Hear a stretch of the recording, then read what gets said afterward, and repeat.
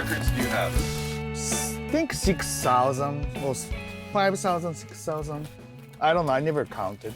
When I was living in East Los Angeles, I took the bus to the central Los Angeles, and then I stopped by the old vinyl stores back in the day. The Plugs, Johnny Chingas, beautiful, Daniel Paredes. This is my friend Shin Miyata, and he's much more than a record collector. He owns a small record label in Tokyo that distributes primarily Chicano music. He also takes bands, mainly from East LA, to Japan to perform live. Nobody else in Japan is doing this kind of work. He said that music from East LA, Chicano music, Chicano culture, it's good. That's he believes that. Whether people know it or not out there, he's essentially a tastemaker. You know, he's a curator. He's a musicologist in the sense that he knows music from all over. He knows the history of Chicano music and that he understands the Mexican root. I like to frame Chicano culture as being specific. It's Mexican-American activists or Mexican-Americans that are involved in enhancing the culture. His love for Chicano music began back in the early 80s when he was a college student working at a used record shop in Tokyo. そこで、フラッシュディスクランチっていう下北沢の有名なお店ですけども、そこの椿さんっていうオーナーが2ヶ月か3ヶ月に1回アメリカ・ロサンゼルスに行ってレコードを買って帰ってくるんですけども、その時に、ロサンゼルスで今こういうチカーノのものが流行ってんだよみたいなものでいろんなものを紹介してくれて、そこで出会ったのがこのティエラっていうバンドだったんですね。で、このに入ってるティキャザーっていう曲がすごいロマンチックで、惚れ惚れしちゃいまして。He started collecting records, movies, and books, and just became obsessed. Yeah, Richie La Bamba, of course. いっぱいあるんですけども、この本にすごい影響を受けていて、Somos Chicanos, Strangers in Our Land, デビッド・ゴメス。この本を読みながら、ティエラとかエル・チカーノを聞きながら自分でこうイーストロサンゼルスのイメージを作ってもう我慢ができなくなってやっぱりどうしてもイーストロサンゼルスに行きたいって思ったんです。He took a year off of college in 1985 and moved to East LA. 誰も知らなかったんですけれどもなんとかイーストロサンゼルスで、いわゆるホームステイさせてくれる、家族が見つかってそれはもう本当にイーストレイのど真ん中のシティテラスというところだったんですけども His homestay was with two men who were a couple. They always took me to many restaurants, theaters, like a church activities. Every day they go somewhere after the job. They show me a lot. Yeah, this house I used to live here. This is a big house. Backyard is large, big.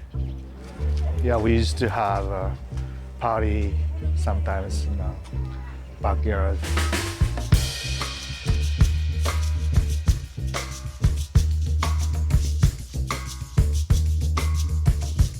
After I finished English school, even though my English is not so good, I went to the East Los Angeles College. I started to go there to study Chicano studies.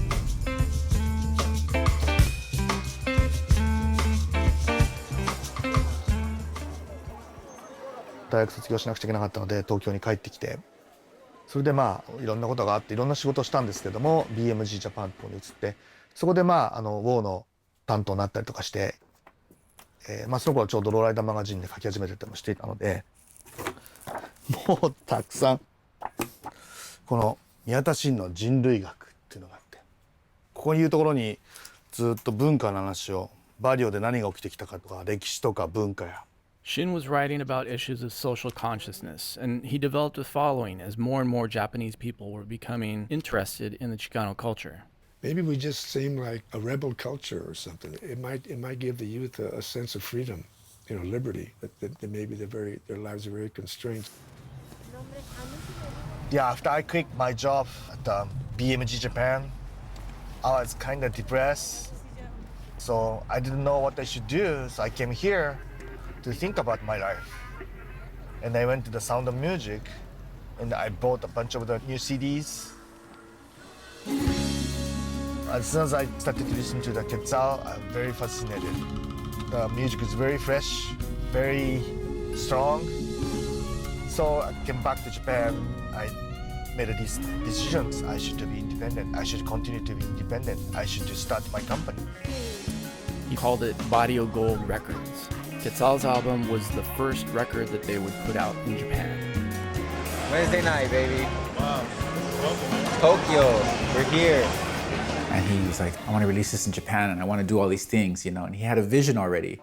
And so that vision was based so much in humanity and caring for humanity and building relationships between the two cultures, but to do it in a way that was dignified. いろんなそのカルチャー、サブカルの中でチカーノのことが起きてるんですけれども、このケッツァルというグループはその音楽のシーンの中で一番中心にある新しいムーブメントを作っていくバンドです。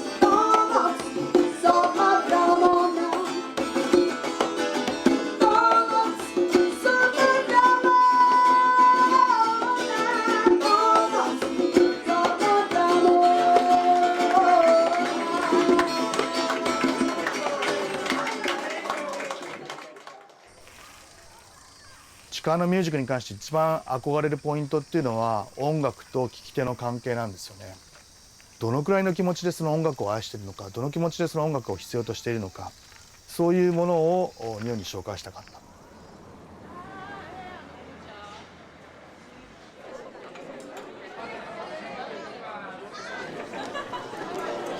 踊りましょう。Let's dance。踊りましょう。踊りましょう。踊りましょう。We are Quetzal. We are from East Los Angeles, and very happy to be here.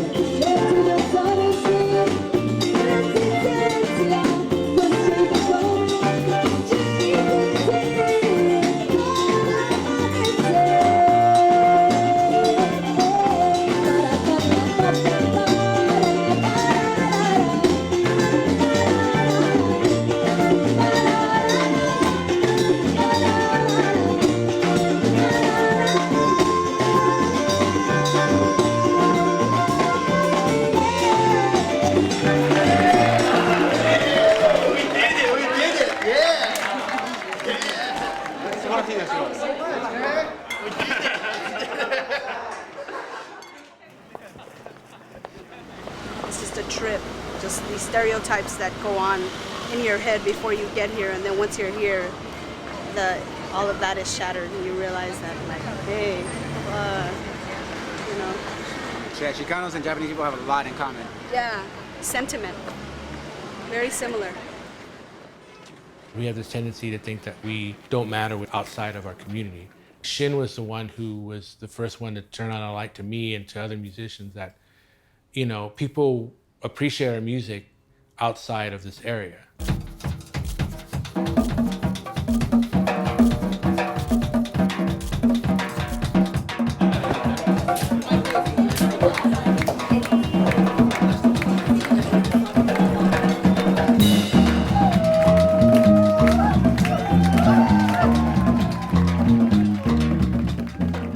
Exposed to the other culture, and we got to meet other bands, and in particular we played with a conjunto band from Japan, which plays really, you know, border music, Mexican music.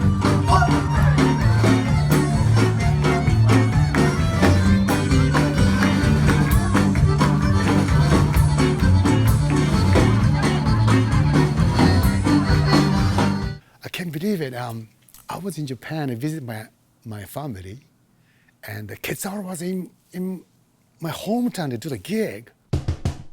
The first show I went to where Martha and Quetzal were playing, it was a choro event. They had the right clothes, they had the right stance, they had the tattoos even. People got to really see a different thing happen in this space besides just like the Vatos Locos and the tattoos and the bombs. So you had Quetzal playing his jarana, and then you had Marta on the cajon. Tex Nakamura was there with his harmonica. David Gomez was doing the DJing. And I'm reading poetry, man, with these great people behind me. It was like the most amazing thing you ever did, like a concert with all these people that were just there for us, you know, because we were Chicano. That to me was quite powerful. I almost get the tears in my eyes to see those people into the like a Chicano music like that. That's beautiful, man. Beautiful. A lot of these guys that come to our shows are working class. They're the mechanics, they're the farmers, you know, the janitors of Japan, and they identify with that struggle. Barrio Gold Records was initially very successful, but once people started streaming instead of buying CDs, the music industry changed dramatically.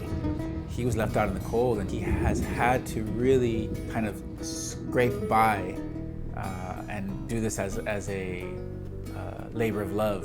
I know it's been very difficult for him, but he somehow keeps that flame burning. And you know, it can be difficult, but at least he functions. He's able to do it, and that's only creating more of the culture. He's just doing what he loves. That's it. That's what we all should strive to do, right?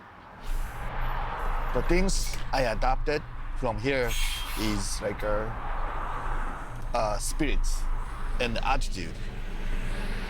You know, I've been independent like almost 20 years now. That's the things. You know, I don't want to be belonging to anyone. I want to be, you know, independent. That is the main things I learned from this neighborhood. Shin actually expanded his distribution to include the oldies and 60s and 70s rock groups that he first heard when he lived in East LA. The first album that Shin and I collaborated on was this album by the Village Callers, the first Latin funk band. He got additional funds that I don't know if he borrowed or he used his own personal money to take this album and have it remastered. And I said, Shin, that's incredible, man. You didn't really have to go to that expense. And he said to me, oh, no. He said, this is my contribution to Chicano music. He's trying to, I think, put in the historical record that our narrative has value. And he's making sure that the world knows it.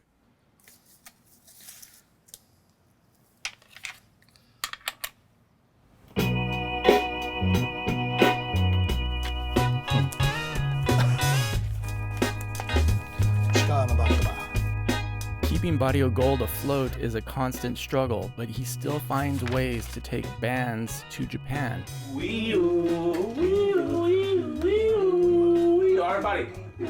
After years of distributing our records, he finally put out a formal invitation with a whole tour plan behind it, and we were on board. We wanted to go to Japan and play music. It's the dream. We were there for what, 12 days? 12 dates, and I'm not sure, maybe 10 shows. 12 dates, 13 shows. Something like that, Crazy. yeah. Thank you, Shin. Showed us all the cool places, lots of culture that he shared with us through food, through the temples that we went to. And of course, we got to meet amazing people out there. We had a lot of fun out there, maybe too much fun.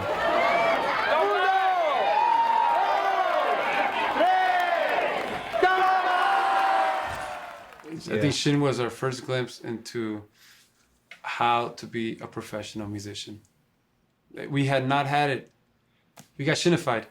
And this is then, we just been trying to maintain that Shin level right here. A lot of good stuff he has. A lot of good stuff. Okay, so I gotta go. Okay. See you later. Yes, see you later. He's as passionate about music as I am, and especially about Chicano artists.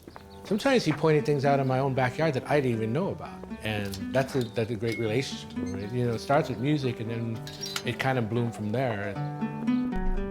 East side, there's a long history about music and the traditions about music, but it's very hybrid.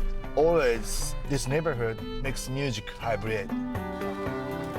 I understand how his love for Chicano music would cause him to do what he does, but I also wonder, is there something even deeper that's driving him? We used to be romantic, I think, but we forgot. We forgot because always, you know, living in Japan, surviving in Japanese society, it's not easy at all. We always have a lot of pressure to participate in societies. We have to be employee in the big corporations. We have to graduate high universities. It's a bullshit, I feel. So people forgot about that kind of feelings about we used to be the romantics. Shin is trying to put the romance back into people's lives. And if that isn't a noble cause, then I don't know what is. Many years ago, if you were not Japanese, you couldn't get your records into Japan to play. And now things have changed. So I feel honored that my records are even being played, and I owe that to Shin.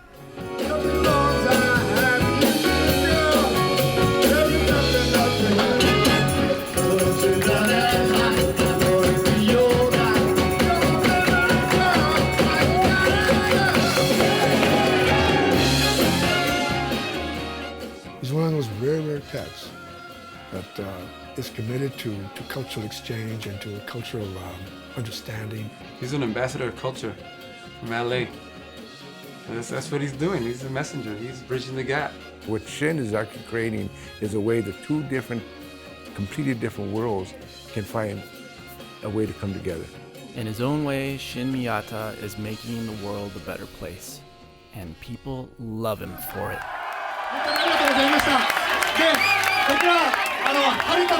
僕ら晴れたら空に豆まいて晴れ豆でまたもう一回バターン呼びたいと思ってますので、よろしくお願いします。